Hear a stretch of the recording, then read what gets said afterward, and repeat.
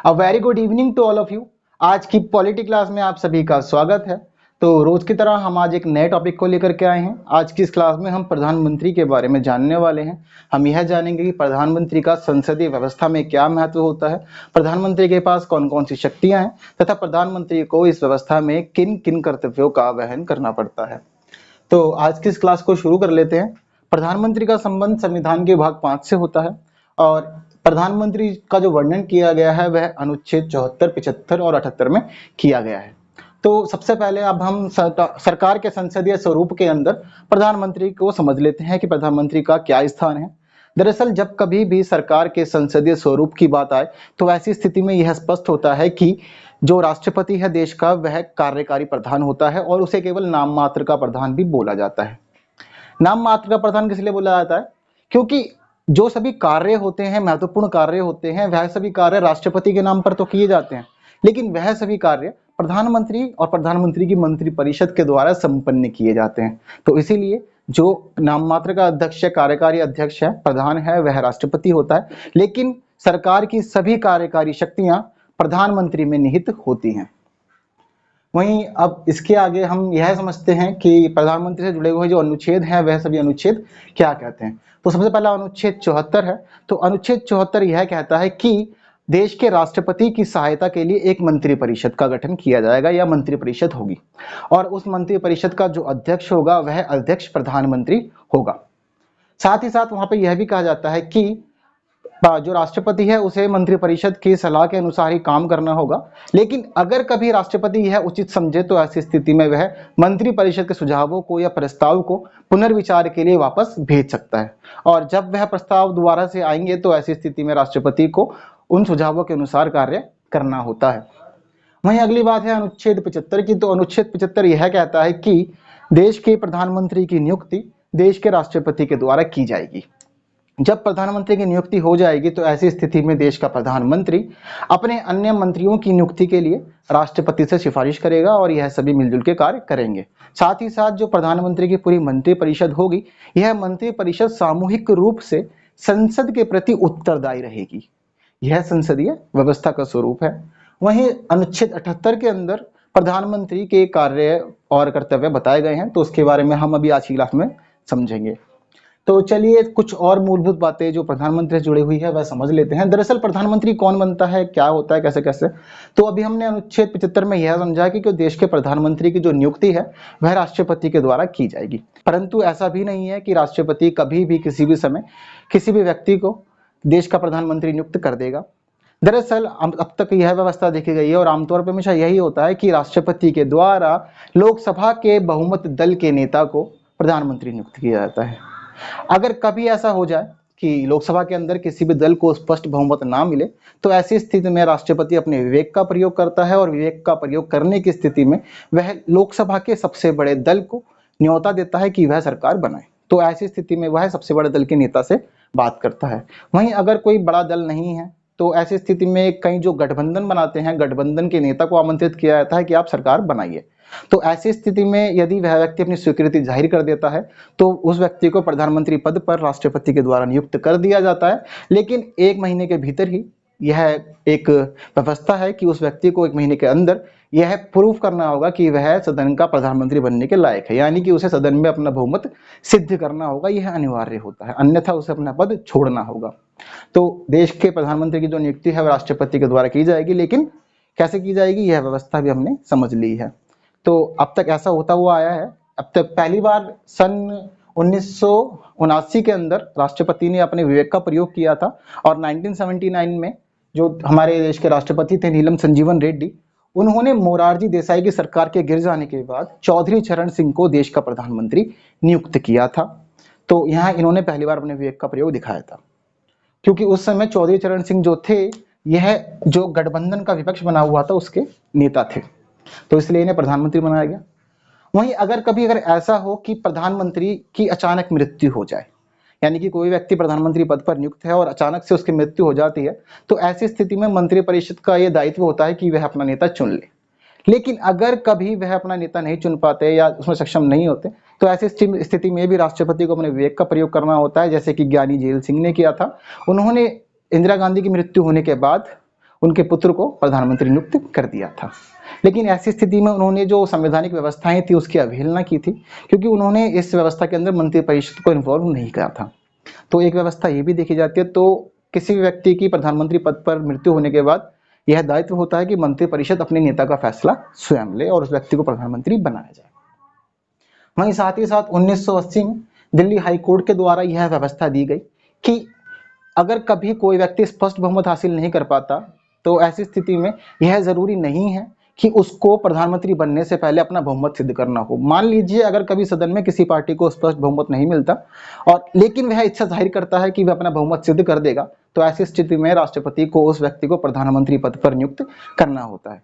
जब राष्ट्रपति उस व्यक्ति को प्रधानमंत्री पद पर नियुक्त कर देंगे तो ऐसी स्थिति में उसके सामने जो दूसरी शर्त आती है वह यह है कि उसे 1 महीने के भीतर सदन के अंदर अपना बहुमत सिद्ध करना है, यानी कि उसे विश्वास प्रस्ताव पास करवाना होता है, तभी वह उस पद पर बना रह सकता है। तो यह व्यवस्था 1980 में दिल्ली हाईकोर्ट के द्वारा दी गई कि व्यक्ति को प्रधानमंत्री पद पर नियुक्त किया जा सकता है, लेकिन उसे 1 महीने के भीतर अपना बहुमत सिद्ध करना होगा, ना कि पहले उसे अपना बहुमत सिद्ध करना है उसके बाद ही उसे प्रधानमंत्री बनाया जाएगा। वहीं एक दूसरी व्यवस्था है सन 1997 में सुप्रीम कोर्ट के द्वारा दी गई। यह वास्तव में बहुत इंपॉर्टेंट व्यवस्था है, इसे भी ध्यान से समझते हैं। इस व्यवस्था के अंदर सुप्रीम कोर्ट ने यह कहा था कि मान लीजिए ऐसा कोई व्यक्ति है जो ना तो लोकसभा का सदस्य है और ना ही राज्यसभा का सदस्य है, तो ऐसा व्यक्ति भी देश का प्रधानमंत्री बन सकता है, लेकिन ऐसे किसी व्यक्ति को देश का प्रधानमंत्री 6 महीनों के लिए नियुक्त किया जाएगा और उस 6 महीने की अवधि में यह अनिवार्य होता है कि वह व्यक्ति या तो लोकसभा या फिर राज्यसभा से सदस्यता प्राप्त कर ले। यदि वह किसी भी सदन की सदस्यता हासिल कर लेता है तो ऐसी स्थिति में वह प्रधानमंत्री बना रहेगा। वहीं एक दूसरी व्यवस्था यह भी देखने में आई है कि यह कहीं भी जरूरी नहीं है और ना ही कहीं संविधान में लिखा हुआ है कि प्रधानमंत्री होने के लिए यह जरूरी है कि व्यक्ति लोकसभा का ही सदस्य हो। व्यक्ति राज्यसभा का सदस्य होकर के भी देश का प्रधानमंत्री बन सकता है। अब तक कई लोग बने हैं, जैसे कि हमारे देश की प्रधानमंत्री इंदिरा गांधी। तो ये 2 व्यवस्था थी दिल्ली हाई कोर्ट की और सुप्रीम कोर्ट की, 1980 की और 1997 की, जिन्हें हमने समझा अब तक। चलिए अब हम आगे यह समझ लेते हैं शपथ, पदावधि और वेतन भत्तों के बारे में। तो जब कभी भी देश का प्रधानमंत्री नियुक्त होता है तो ऐसी स्थिति में उसे गोपनीयता की शपथ लेनी पड़ती है, यानी कि ऐसी स्थिति में उसे शपथ लेते हुए यह बताना पड़ता है कि वह हमेशा देश के संविधान के प्रति आस्था रखेगा और अपने मर्यादाओं के तहत रहकर ही कार्य करेगा। साथ ही साथ वह सरकार के जो भी निजी कार्य होंगे उनको गोपनीय रखेगा, कभी भी उसको बेवजह शोषण नहीं करेगा। पदावधि की बात की जाए तो पदावधि की स्थिति में प्रधानमंत्री की पदावधि निश्चित ही नहीं है, ना ही संविधान के अंदर इस प्रकार की किसी पदावधि का जिक्र किया है। इस स्थिति में अब तक यह व्यवस्था है कि कोई भी प्रधानमंत्री राष्ट्रपति के प्रसाद पर्यंत ही अपने पद पर बना रह सकता है। लेकिन इसका अर्थ अब यह भी नहीं है कि प्रधानमंत्री कभी भी किसी भी व्यक्ति को प्रधानमंत्री पद से हटा दे। ऐसी स्थिति में क्या होता है कि अगर कभी भी कोई व्यक्ति प्रधानमंत्री पद पर सदन में बहुमत हासिल किए हुए है, यानी कि सदन का विश्वास उस व्यक्ति में बना हुआ है, तो ऐसी स्थिति में वह व्यक्ति पूरा अपना संसद का कार्यकाल पूरा करने तक प्रधानमंत्री रह सकता है।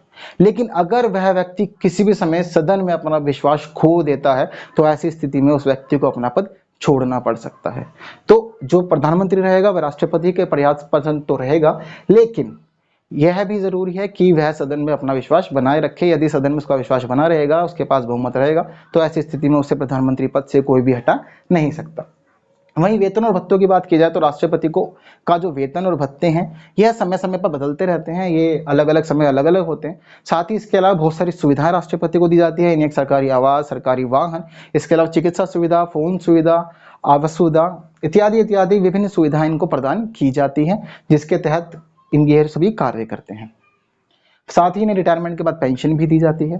तो यह सभी वेतन और भत्ते प्रधानमंत्री को प्रोवाइड किए जाते हैं। तो अभी हमने शपथ, पदावधि और वेतन और भत्तों के बारे में समझ लिया है। अगर इतने कॉन्सेप्ट से कोई डाउट है तो आप पूछ सकते हैं, कोई प्रॉब्लम नहीं है।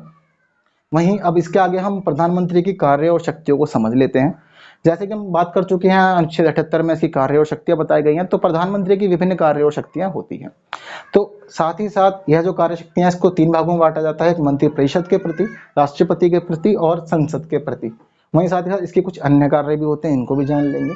तो सबसे पहले हम यह जानते हैं कि मंत्रिपरिषद के प्रति भारत के प्रधानमंत्री के क्या क्या कार्य और कर्तव्य होते हैं। तो सबसे पहला कार्य यह है कि जब कभी भी किसी व्यक्ति को प्रधानमंत्री पद पर नियुक्त किया जाता है, कोई व्यक्ति प्रधानमंत्री बन जाता है, तो ऐसी स्थिति में उसके सामने पहली जो जिम्मेदारी है वह यह है कि वह राष्ट्रपति से अपने मंत्रियों की नियुक्ति करने के लिए सिफारिश करे। ऐसी स्थिति में राष्ट्रपति के पास प्रधानमंत्री एक सूची भेजता है या अपने जो व्यक्तियों के नाम है वह सुझाता है और वह यह बताता है कि किस व्यक्ति को मंत्री बनाया जाएगा। वास्तव में जो कोई भी व्यक्ति होता है वह मंत्री पद की ही शपथ लेता है, उसे कौन सा मंत्रालय दिया जाएगा इसका फैसला बाद में किया जाता है। वहीं इसके अलावा अगर कभी भी कोई व्यक्ति अपने मंत्री पद ठीक से नहीं संभालता, गलत काम करता है या जो दायित्व उसे पूरे करने हैं वह उन दायित्वों को पूरा करने में सक्षम नहीं होता, तो ऐसी स्थिति में भारत का प्रधानमंत्री राष्ट्रपति से उसको हटाने की सिफारिश भी कर सकता है। यह जिम्मेदारी भी भारत के प्रधानमंत्री की होती है, यानी कि मंत्री परिषद में कौन कौन व्यक्ति मंत्री होगा इसके लिए सिफारिश करेंगे भारत के प्रधानमंत्री। वहीं अगर किसी व्यक्ति को मंत्री पद से हटाना होगा तो उसकी सिफारिश भी भारत के प्रधानमंत्री के द्वारा ही की जाएगी। वहीं अगली बात हम समझ लेते हैं कि जब कभी भी मंत्री परिषद की बैठकें की जाएंगी, मंत्री परिषद की बैठकों के अंदर उसकी अध्यक्षता प्रधानमंत्री के द्वारा की जाएगी और साथ ही विभिन्न फैसले भी लिए जाएंगे। वहीं अगली बात है मंत्रियों की गतिविधियों को नियंत्रित व निर्देशित करने की। जैसे कि हम जान चुके हैं कि जो मंत्रियों की नियुक्ति है वह प्रधानमंत्री के द्वारा की जाती है, यानी प्रधानमंत्री सिफारिश करते हैं राष्ट्रपति से कि मंत्रियों की नियुक्ति की जाए। तो ऐसी स्थिति में जो उनकी गतिविधियां होती है मंत्रियों की, उनको नियंत्रित करने का और निर्देशित करने का काम भी भारत के प्रधानमंत्री का होता है। यानी कि समय समय पर भारत के प्रधानमंत्री सभी मंत्रियों को उनके विभाग के अनुसार निर्देशित करते रहते हैं तथा अगर कोई गलत काम करता है या कोई भी अपने अधिकारों गलत प्रयोग करता है तो ऐसी स्थिति में नियंत्रण करने का जो मुख्य दायित्व है वह भी देश के प्रधानमंत्री पर ही आ जाता है। अब हम आगे समझ लेते हैं, अगर कभी भी किसी भी समय प्रधानमंत्री त्यागपत्र दे दे या प्रधानमंत्री की मृत्यु हो जाए तो ऐसी स्थिति में मंत्रिपरिषद के अंदर एक शून्य की स्थिति उत्पन्न हो जाती है। शून्य की स्थिति उत्पन्न होने का मतलब यह है कि मंत्रिपरिषद अब कोई काम नहीं करेगी क्योंकि वह अपना अध्यक्ष खो चुकी है। यदि कभी भी जो प्रधानमंत्री है वह त्यागपत्र दे देता है तो ऐसी स्थिति में जो मंत्रिमंडल है, मंत्रिपरिषद है, उसका विघटन हो जाता है, पूरा का पूरा मंत्रिपरिषद ही टूट जाता है। तो उस समय लोकसभा का विघटन भी मान लिया जाता है और पुनः चुनाव की घोषणा कर दी जाती है। लेकिन अगर कभी बीच में मृत्यु हो जाए प्रधानमंत्री की तो इसको भी एक शून्य की स्थिति माना जाता है और इसके बाद क्या होता है कि नई मंत्रिपरिषद का गठन किया जाता है कि मंत्रिपरिषद अपने लिए एक प्रधानमंत्री का चयन कर लेती है। इसके बाद आगे के कार्य किए जाते हैं, लेकिन मृत्यु होने की स्थिति में मंत्रिपरिषद को कार्य रोकने पड़ते हैं। वहीं साथ ही साथ यदि प्रधानमंत्री पद का त्याग कर दे तो ऐसी स्थिति में पूरे के पूरे मंत्रिपरिषद का विघटन मान लिया जाता है। आमतौर पर देश का प्रधानमंत्री कभी भी अपना पद का त्याग करता है तो वह सिफारिश यही करता है कि सदन का विघटन कर दिया जाए। ऐसा अब तक कई बार हो चुका है। वहीं अगली बात हम यह समझ लेते हैं कि राष्ट्रपति के संबंध में प्रधानमंत्री के क्या क्या दायित्व है, यानी प्रधानमंत्री को क्या क्या कार्य करने होते हैं। जो देश का प्रधानमंत्री होता है वो देश के राष्ट्रपति और मंत्रिपरिषद के बीच एक कड़ी का काम करता है, यानी कि मंत्रिपरिषद क्या क्या कार्य कर रही है वह सभी कार्य राष्ट्रपति तक पहुंचाने का कार्य प्रधानमंत्री का होता है। वहीं अगर प्रधानमंत्री कभी किसी चीज के लिए निर्देशित करता है तो उन सभी निर्देशों को मंत्रिपरिषद तक लाने का काम प्रधानमंत्री का होता है। तो यह काम पहला था राष्ट्रपति के संबंध में प्रधानमंत्री का। वहीं साथ ही साथ देश के प्रधानमंत्री की यह भी जिम्मेदारी होती है कि वह संसद में अपने मंत्रियों के द्वारा, मंत्रिपरिषद के द्वारा किए जा रहे सभी कार्यों की सूचना देश के राष्ट्रपति को दे। जैसा कि हम बात कर चुके हैं, प्रधान कौन है जी, तो संवैधानिक प्रधान, कार्यकारी प्रधान राष्ट्रपति है, इसलिए सूचना पूरी देनी होगी इनको यहाँ पर। तो इसीलिए कोई भी प्रशासनिक कार्य हो रहा है, विधायी कार्य हो रहा है या अन्य किसी प्रकार का कोई कार्य हो रहा है तो उन सभी कार्यों की जिम्मेदारी देश के प्रधानमंत्री के द्वारा राष्ट्रपति को समय समय पर दी जानी बहुत जरूरी होती है।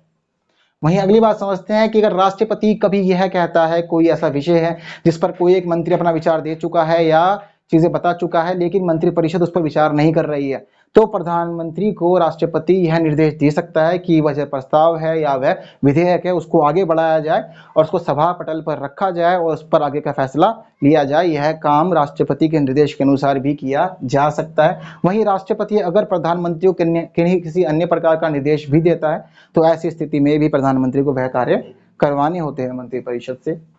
वहीं साथ ही साथ देश के प्रधानमंत्री की यह नियुक्ति होती है कि विभिन्न विभागों में नियुक्त होने वाले अधिकारियों की नियुक्ति के लिए राष्ट्रपति को सिफारिश करे, जैसे कि भारत का महान्यायवादी, महानियंत्रक व लेखा परीक्षक, यूपीएससी के अध्यक्ष और सदस्य, वित्त आयोग के अध्यक्ष सदस्य इत्यादि इत्यादि पदों पर जो नियुक्तियां होती हैं वह सभी नियुक्तियां प्रधानमंत्री की सिफारिश के अनुसार देश के राष्ट्रपति के द्वारा विभिन्न समयों पर की जाती हैं।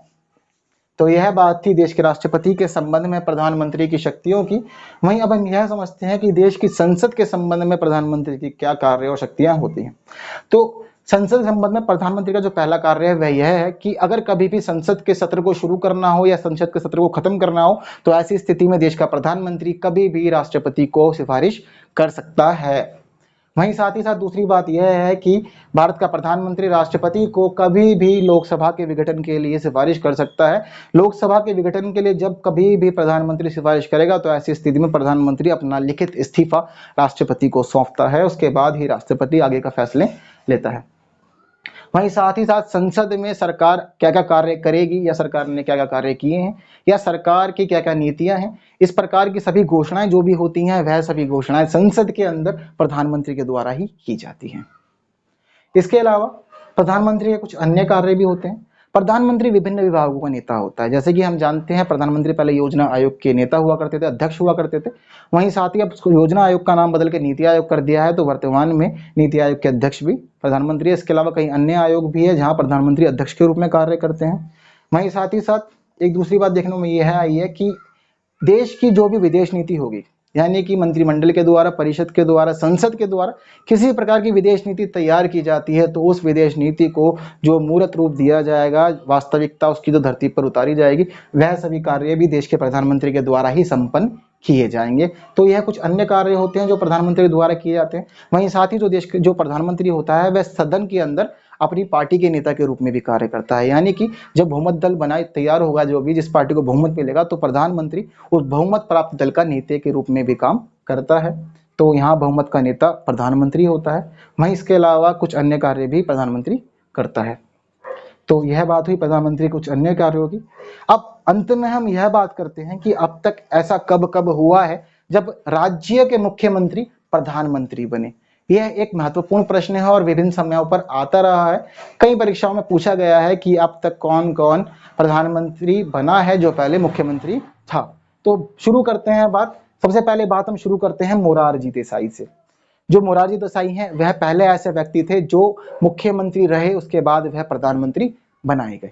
तो मोरारजी देसाई सन 1977 में देश के प्रधानमंत्री बने। इससे पहले वह मुंबई के मुख्यमंत्री के पद पर रह चुके थे।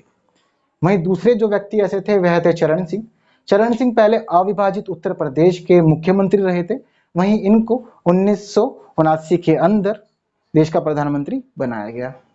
वहीं इनके अलावा तीसरे व्यक्ति थे वह थे वीपी सिंह। वीपी सिंह पहले उत्तर प्रदेश के मुख्यमंत्री रहे थे। वहीं इनको 1989 में देश का प्रधानमंत्री बनाया गया। वहीं अगली बात है पीवी नरसिम्हा राव को। पीवी नरसिम्हा राव दक्षिण भारत से आने वाले पहले प्रधानमंत्री थे। यह बात इनके संदर्भ में बहुत ही ज्यादा महत्वपूर्ण है। वहीं दूसरी बात यहाँ देखने वाली यह है कि दक्षिण भारत के यह आंध्र प्रदेश के मुख्यमंत्री रहे थे। आंध्र प्रदेश के मुख्यमंत्री रहने के बाद पीवी नरसिम्हा राव 1991 में देश के प्रधानमंत्री बने। वहीं अगली बात है एच.डी. देवगौड़ा की। एच.डी. देवगौड़ा पहले कर्नाटक के मुख्यमंत्री रहे थे। बाद में सन 1996 में इन्हें देश का प्रधानमंत्री बनाया गया। और हमारे जो तत्कालीन प्रधानमंत्री हैं, वर्तमान के जो हमारे प्रधानमंत्री हैं नरेंद्र मोदी, यह सन 2001 से सन 2004 तक गुजरात के मुख्यमंत्री रहे थे।